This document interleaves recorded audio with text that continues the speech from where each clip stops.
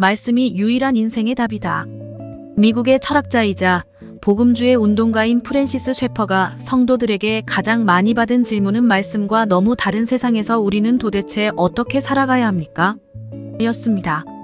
쇠퍼는 자신의 저서인 그러면 우리는 어떻게 살 것인가에서 이 질문에 다음과 같이 답했습니다.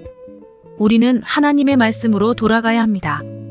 세례 요한이 광야에서 말씀을 외친 이유는 하나님께 선택받았다고 생각하는 이스라엘 백성들조차 하나님의 말씀대로 살고 있지 않았기 때문입니다.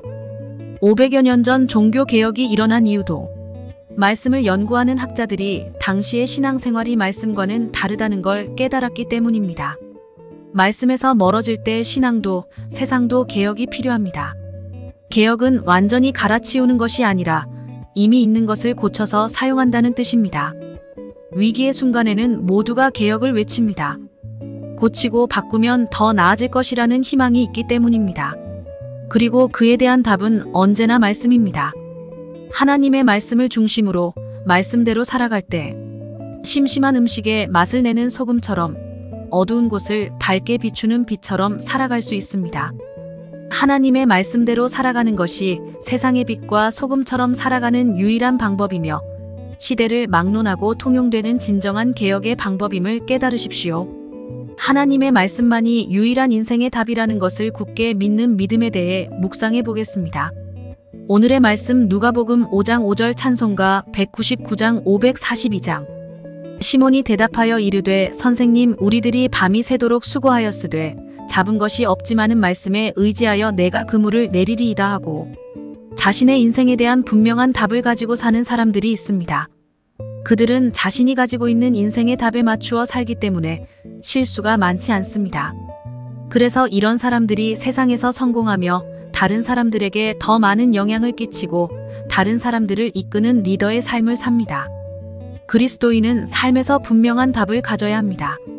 그리스도인에게 분명한 답이 없다면 하나님을 모른 채 살아가는 세상 사람들의 모습과 다를 것이 없습니다. 또 만약 세상 사람들과 동일한 답을 찾으며 살아간다면 이런 모습 역시 하나님께서 원하시는 삶이 아닐 것입니다.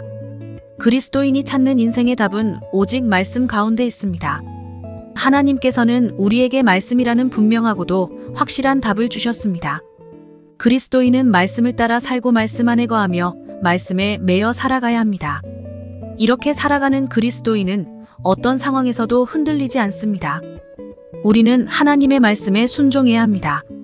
자신의 유익을 위해 하나님의 말씀을 재단해서는 안 됩니다. 혹시 자신의 생각과 다르더라도 하나님의 말씀에 순종해야 합니다. 하나님의 말씀에 순종할 때 우리의 삶은 하나님께서 이끄시고 책임져 주시는 아름다운 삶이 될 것입니다. 오직 하나님의 말씀만이 인생의 답이라는 것을 굳게 믿으십시오. 하나님의 말씀으로 삶이 변화될 뿐 아니라 새로운 생명이 살아나는 말씀의 역사를 경험하게 될 것입니다.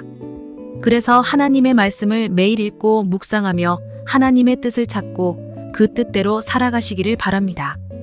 오늘의 기도. 주님, 오직 하나님의 말씀이 인생의 답이라는 것을 굳게 믿게 하옵소서. 하나님의 말씀을 통해 하나님의 뜻대로 살게 하옵소서. 예수님의 이름으로 기도합니다. 아멘.